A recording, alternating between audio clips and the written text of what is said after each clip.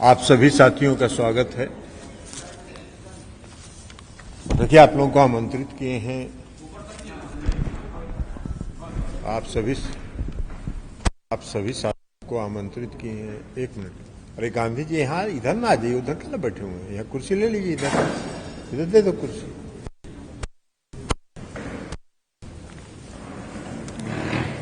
आप सभी साथियों को आमंत्रित किए हैं।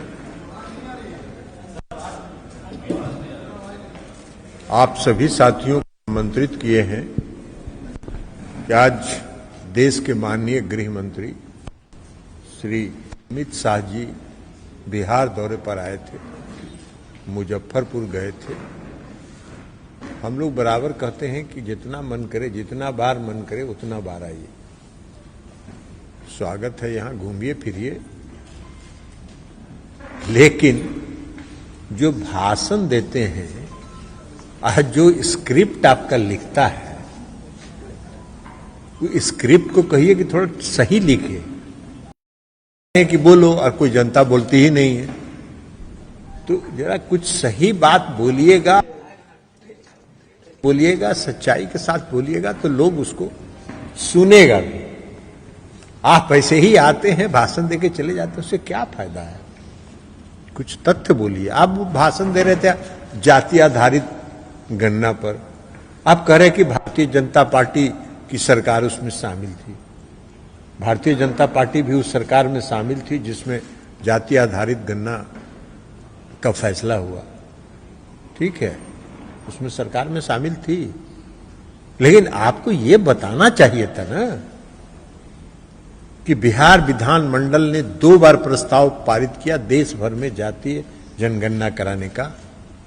आपको यह बताना चाहिए था ना कि जनता दल यूनाइटेड के 11 सांसदों का प्रतिनिधि मंडल आपसे मिलकर आपसे जाति आधारित गणना देश भर में कराने का अनुरोध किया था।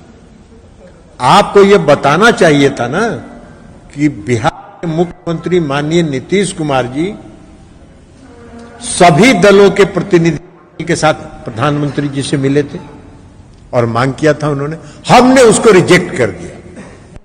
ये बताना चाहिए था, ये सच्चाई है। और अगर आपका ही दोहरा है, आप दोहरे चरित्र के व्यक्ति हैं, आप एक तरफ कह रहे हैं गणना कराने का जो फैसला बिहार में हुआ, आपकी पार्टी उस सरकार में शामिल थी, लेकिन दूसरी तरफ जाति आधारित गणना को रोकने के लिए आपने पूरा षड्यंत्र किया। पटना हाईकोर्ट में याचिका दायर करवाया, सुप्रीम कोर्ट में, यहां से जब खारिज हो गया तो सुप्रीम कोर्ट में याचिका दायर करवाया, और भारत के सॉलिसिटर जनरल को आपने कोर्ट में खड़ा कर दिया विरोध करने के लिए। वो सॉलिसिटर जनरल किसके निर्देश पर गया था? गृह मंत्रालय के निर्देश पर गया था कि आप नहीं है। तो आपको यह भी बताना चाहिए था। ईमानदारी तो ईमानदारी होता है ना, तो आपको ईमानदारी से बताना चाहिए था कि हम सरकार में थे जरूर, लेकिन हम भीतर भीतर षड्यंत्र इसको रोकने का, यह बात आपको बताना चाहिए था। तो आपका तो फितरत ही है, आपका चरित्र ही दोहरा है, आप दोहरे चरित्र के व्यक्ति हैं।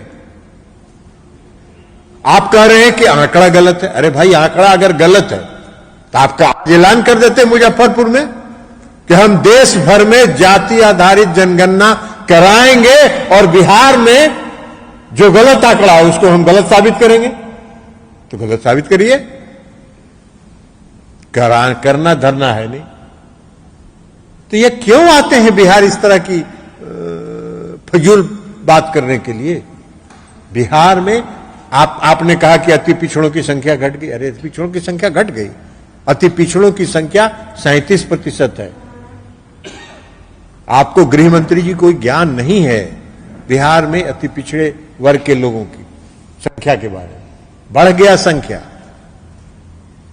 पिछड़ों की संख्या बढ़ गई,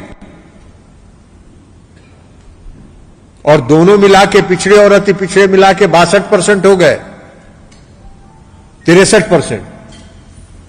तो ये ना आपको बताना चाहिए था। तो आप कुछ सच्चाई बोल नहीं रहे हैं, बोल रहे हैं, बोलो बोलो बोलो, है कि नहीं है? ऐसे थोड़ी होता है। सच बात बोलिए। आपको कहना चाहिए था सीना ठोक के कि हां हमने कहा था, षड्यंत्र किया इसको रोकने के लिए, मेरी बात नहीं मानी। यह सच्चाई था और ईमानदारी थी। आप बताते तो बात समझ में आ जाती, नहीं किए। अब कह रहे हैं गलत है, आंकड़ा गलत है तो आप कहिए 1 साल के 6 महीना के अंदर देश भर में जाति आधारित जनगणना कराएंगे और जनगणना करा के साबित कर देंगे कि आंकड़ा गलत है। बिहार में जो आंकड़ा है वो 100% सही आंकड़ा है। और माननीय मुख्यमंत्री जी ने जो जाति आधारित गणना कराई है उससे आपका चेहरा बेनकाब हो गया है, भारतीय जनता पार्टी का चेहरा बेनकाब हो गया है। इसलिए आप विधवा विलाप कर रहे हैं और आपके स्क्रिप्ट लिखने वाले लोग आपको गलत सलाह दे रहे हैं। आप कह रहे हैं सशक्तिकरण। अरे नीतीश कुमार जी से, आदरणीय गृह मंत्री जी, नीतीश कुमार जी से सशक्तिकरण समझिए। सशक्तिकरण कैसे किया जाता है नीतीश कुमार जी से जानिए। नीतीश कुमार जी 2005 में मुख्यमंत्री बने और अंतिम में 2005 के अंतिम में, और 2006 में बिहार में अति पिछड़े वर्ग को 20% का आरक्षण उन्होंने पंचायतों में दिया, पंचायती राज व्यवस्था में दिया। 2007 में उन्होंने नगर निकाय में 20% का आरक्षण दिया और उसके कारण आज लाखों की संख्या में अति पिछड़े वर्ग के लोग पंचायती राज व्यवस्था में और नगर निकाय में हैं। आप हिसाब जोड़ा रहे थे आईआईटी का। अरे आईआईटी में 20 लड़का के 18 लड़का का तो सीटवे है, तो अभी 20 को में क्या को रिजर्वेशन दे रहे हैं आप? बड़ा पीठ थपथपा रहे हैं अपना। नीतीश कुमार जी ने लाखों को लोगों को सशक्त किया है, अति पिछड़े वर्ग के लोगों को। नीतीश कुमार जी से सीखिए सशक्तिकरण कैसे किया जाता है। आप बात कर रहे हैं महिला सशक्तिकरण की। महिला सशक्तिकरण का कोई ज्ञान है आपको? नीतीश कुमार जी ने 50% का आरक्षण दिया महिलाओं को पंचायती राज व्यवस्था में और नगर निकाय में। 2013 में उन्होंने बिहार पुलिस सेवा में 33% आरक्षण दिया महिलाओं को। 2016 में उन्होंने 35% आरक्षण दिया महिलाओं को बिहार राज्य के सभी सरकारी सेवाओं में, चाहे वो क्लास 1 का हो चाहे क्लास 4 का हो, सभी सेवाओं में 35% का आरक्षण दिया। आप क्या आरक्षण की बात, सशक्तिकरण की बात करिएगा? आपको कहां से सशक्तिकरण? आप कह रहे महिला आरक्षण का बिल लाए। अरे कौन सा बिल लाए? खोदा पहाड़ निकली चुईया ऐसा बिल लाए हैं कि 2029 में होगा कि 2032 में होगा कि 2035 में होगा, कब होगा ये पता नहीं। कब से आरक्षण लागू होगा? उस बिल में लिखा हुआ है कि पहले जनगणना होगा, जनगणना के बाद परिसीमन आयोग बनेगा और परिसीमन आयोग के निर्णय के बाद इसको लागू करने का निर्णय लिया जाएगा। बाहर है, कौन सा बिल लाए? इसके लिए विशेष सत्र, संसद का विशेष सत्र बुलाए अपने आप को महिमा मंडित करने के लिए। तो ऐसे यही बिल अगर लाना था तो नवंबर में अभी सेशन होगा ना, दिसंबर में, अभी दिसंबर में सेशन होगा, इसमें ले आते। तो उसके लिए विशेष सत्र बुलाने की क्या जरूरत थी? तो फंस गए। सारे लोगों ने समर्थन कर दिया, सब लोगों ने कहा कि खोदा पहाड़ निकली चाहिए। ये विशेष सत्र बुलाना आप कौन सी करना चाहते थे? वो ऐसा चीज जिसको जो अभी मिलना ही नहीं है दिखा रहे हैं ऐसे शब्द बाग। ये शब्द बाग देखो, जैसे 2014 में दिखाए थे ना शब्द बाग। बिहार की और देश की जनता को 2014 शब्द बाग ही न दिखाए थे। 2 लोगों को प्रतिवर्ष रोजगार देंगे, सारा काला धन वापस लाएंगे, गरीब के खाता में 15 से 20 लाख पहुंचाएंगे। तो अभी तक तो एक को आदमी के खाता में 10 से 15 लाख रुपया नहीं गया। कितना रोजगार दिए, ये ना मुजफ्फरपुर में आके बताना चाहिए था आपको कि हमने जो वादा किया था 2014 में कि 2 करोड़ लोगों को रोजगार देंगे, तो 9 साल में 18 करोड़ के बदले हमने इतना रोजगार दिया, ये ना बताना चाहिए था। आप ही ना है माननीय गृह मंत्री जी। 2014 के चुनाव के बाद जब इंटरव्यू किसी चैनल ने आपसे लिया था, तो आपने कहा कि इस चुनाव में कहे जाते हैं, ये आप बोले थे कि नहीं बोले थे? तो आप मुजफ्फरपुर की सभा में बिहार की जनता को बताते कि भाई हमने जो कहा था कि ये जुमलाबाजी है, उसके लिए हम माफी मांगते हैं।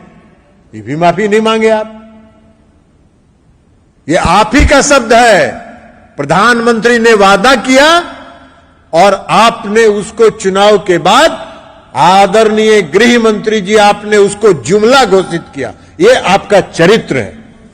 और बिहार में नीतीश कुमार जी ने गांधी मैदान में कहा कि 20 लाख लोगों को रोजगार देंगे, और रोजगार दे रहे हैं। सीख लीजिए ना गृह मंत्री जी, सीख लीजिए। गांधी मैदान रचा बिहार के मुख्यमंत्री और महागठबंधन की सरकार ने 1,20,000 लोगों को नियुक्ति पत्र एक दिन में बांटा गया 2 नवंबर को। अब आपके पास तो कुछ बोलने के लिए है नहीं, तो भाजपाई लोग कह रहे हैं क्या भारी घपला हुआ, भारी गड़बड़ी हुई। अरे क्या गड़बड़ी हुई? उस गांधी मैदान में तो जो पास किए हुए लोग थे वही कह रहे थे, ठहाका लगा के हंस रहे थे कि कोई गड़बड़ी नहीं हुई। तो आपकी तो जुमलाबाजी को वही लोग एक्सपोज कर रहे हैं। आप क्या किए? रोजगार मेला लगाते हैं प्रधानमंत्री जी, बड़का बड़का फुल पेज का विज्ञापन छापते हैं पूरा देश भर में। अब बिहार में रोजगार देते हैं कितना? 133 लोगों को। भाई 133 लोगों को रोजगार देने के लिए यही काम कर रहे हैं, यही रोजगार दे रहे हैं, यही 18 करोड़ के बदले में 133 लोग। तो ये सब जुमलाबाजी करने का आप लोगों का धंधा है, आप लोगों का चरित्र है। तो आप बिहार आइएगा तो अपने धंधा को, अपने चरित्र को भी बताइएगा ना। बिहार की जनता सब समझ रही है आपको कि आपका क्या चरित्र है। बोलते करते कुछ हैं, जुमला अभी सब बात बोल रहे हैं, आखिर चुनाव के बाद आप ही गृह मंत्री जी कहिएगा कि अरे ये सब चुनाव में तो जुमला बोला जाता है, ये सब तो जुमलेबाजी है। तो आप लोग जुमलेबाज हैं। आप कह रहे हैं कि नीतीश कुमार जी ने जनादेश का अपमान किया। नीतीश कुमार जी ने जनादेश का अपमान किया? आपका कौन चीज थी? 2005 में कौन था ज्यादा संख्या में? 2010 में तो नीतीश कुमार जी अकेले सरकार बना सकते थे। 118 सीट जीते थे, 115 जीते थे और 3 बाद में लोग आए, 118 था संख्या, अकेले सरकार बना सकते थे। नीतीश कुमार जी ने आपको अपने कंधे पर चढ़ाया और अपने कंधे पर चढ़ा के चलाया कि भाई गठबंधन में है, अगर कमजोर है मेरा गठबंधन का कोई साथी तो उसको कंधा पर चढ़ाया। आपने 2020 में क्या किया? आपने षड्यंत्र किया और हमारी पार्टी के एक नेता को मिला के आपने नीतीश कुमार जी को कमजोर करने का षड्यंत्र किया। जब नीतीश कुमार जी को जन आधार से आप कमजोर नहीं कर सके तो षड्यंत्र करके आपने कमजोर करने का काम किया। एक पार्टी को खड़ा करके जनता दल यू की सीट को हरवाने का काम किया और उसमें आपके सहयोगी हो गए हमारे पार्टी के एक नेता, जिन पर नीतीश कुमार जी ने भरोसा किया, जिस पर नीतीश कुमार जी ने विश्वास किया था, उसको साथ लेकर, उसको मिला के, उसको प्रलोभन देके आपने ये सारा षड्यंत्र किया नीतीश कुमार जी को कमजोर करने के लिए।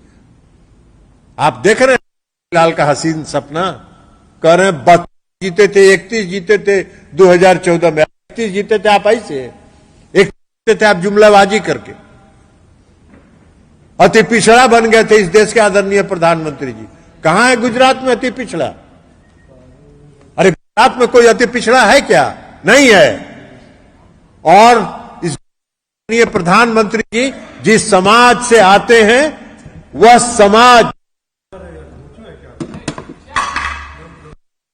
समाज 2000 में पिछड़े वर्ग में शामिल हुआ। तो आप बाजी करते हैं, आप बिहार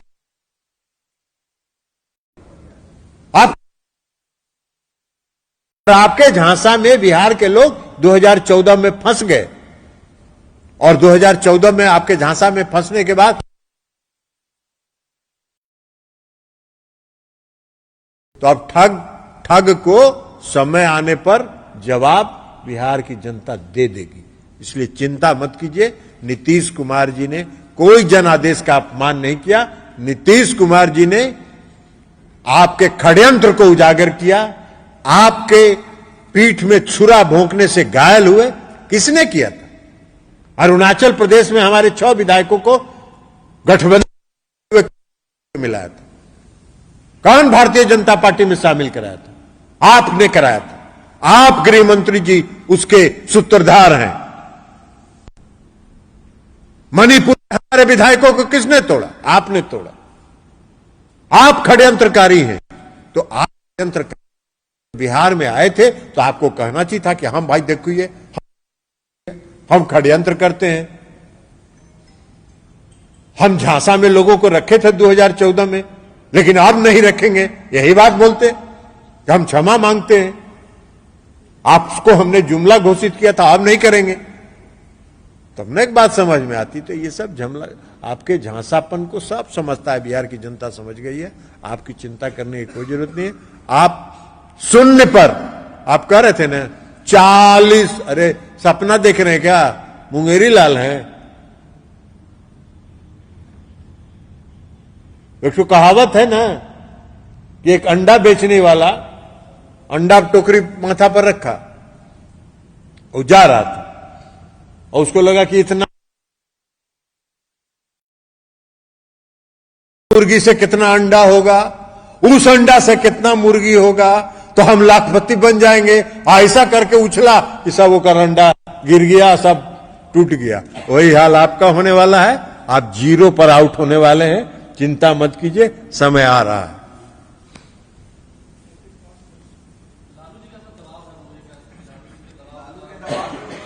किसी का कोई दबाव नहीं है। मैंने तो कहा कि किसी का दबाव नहीं है।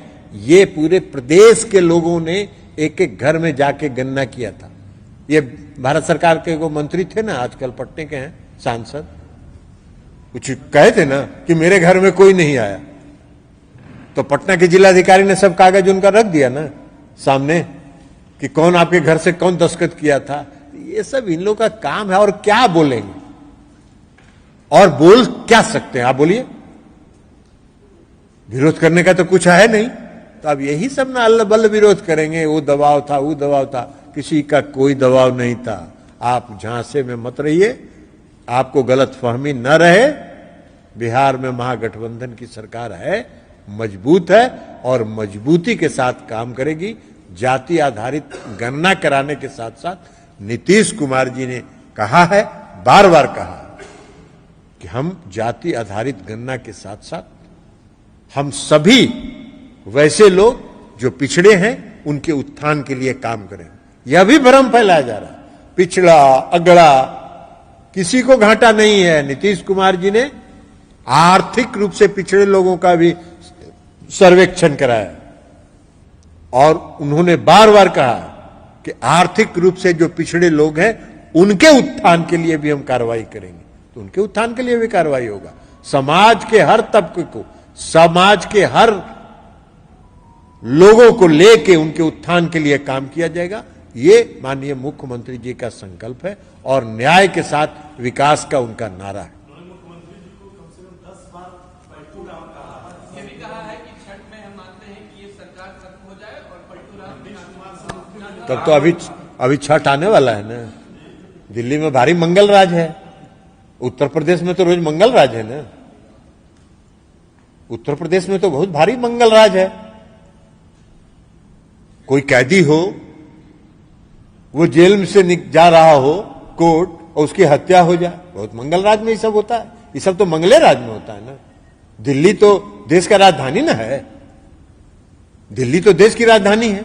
तो जरा क्राइम रिकॉर्ड ब्यूरो का आंकड़ा देख लीजिए, दिल्ली में कौन जिम्मेवार है?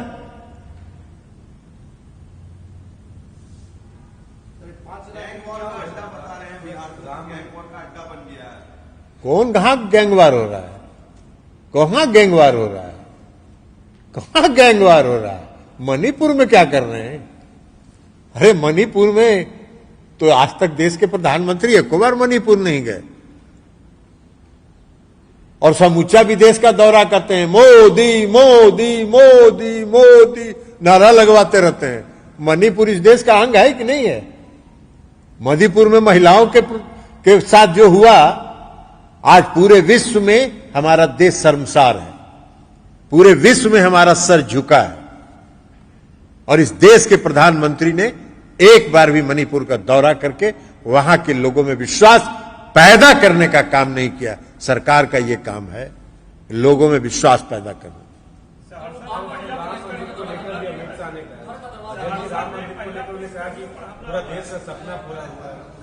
तो होगा, आप चले जाइए वहीं, पूजा पाठ करिएगा वहां। वहां तो बहुत सा पुजारी का जगह होबे करेगा, तो 24 के बाद क्या करिएगा? भाई पूजा पाठ तो होता है, हर आदमी करता है, हर आदमी को हम लोग की पार्टी और हम लोग हर धर्म का सम्मान करते हैं, हर धर्म के प्रति आस्था रखते हैं, लेकिन राजनीति करने के लिए धर्म को आगे नहीं करते हैं। देश में और समाज में धार्मिक उन्माद नहीं फैलाते हैं। आप काम कुछ नहीं करते हैं, धार्मिक उन्माद फैला के वोट लेना चाहते हैं, लोगों की भावना भड़का के वोट लेना चाहते हैं। ये आपका फितरत है।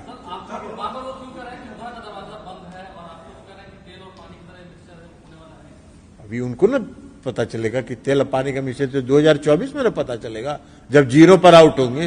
ये सब मुगालते में वो न रहे, ये सब प्रचार दुष्प्रचार चलता रहता है।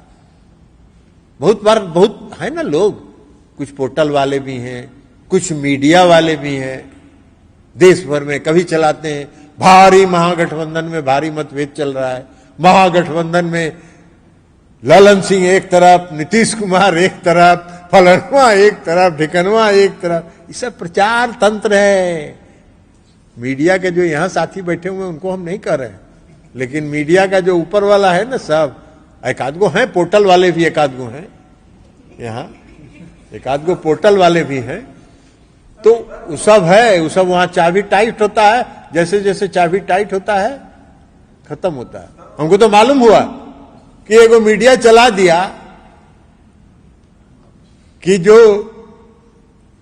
योगी मॉडल से ज्यादा पॉपुलर बिहार मॉडल, 4 घंटा में उसका डिलीट करवाए लोग, उसका 4 घंटा में डिलीट हुआ, पूरा मैनेजमेंट पर दबाव हुआ। अरे ये क्या चला रहे हो?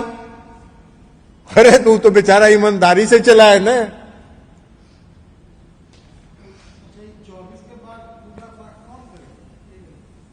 आपको भेज देंगे, आपके अखबार के भी लोग हैं ना वहां पूजा पाठ करने वाले, सब लोग करवे करेंगे। तो क्या करेंगे? जब देश की जनता पदमुक्त कर देगी तो पूजा पाठी में न रहेंगे। अभी भी ऐसे पूजा कहीं करते हैं तो 6 दिन तक पूरा मीडिया में चलता रहता है, आपके अखबार में भी चलता रहता है, कैसे गए कैसे गए, कैसे पूजा किए कैसे पूजा किए। दो बातें कही है आखिर में कि 80 करोड़ परिवारों को मुफ्त राशन अगले 5 साल में देंगे मोदी सरकार, और अयोध्या में राम मंदिर बनने जा रहा है। कितना दिन है, कितना राशन दे रहे हैं? और राशन वो दे रहे हैं, आप लोगों को याद नहीं है, पता नहीं है।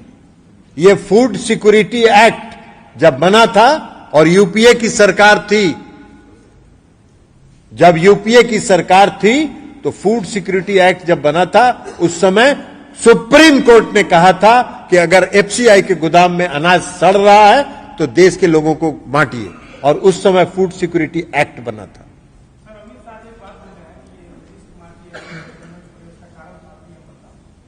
काहे का पीएम?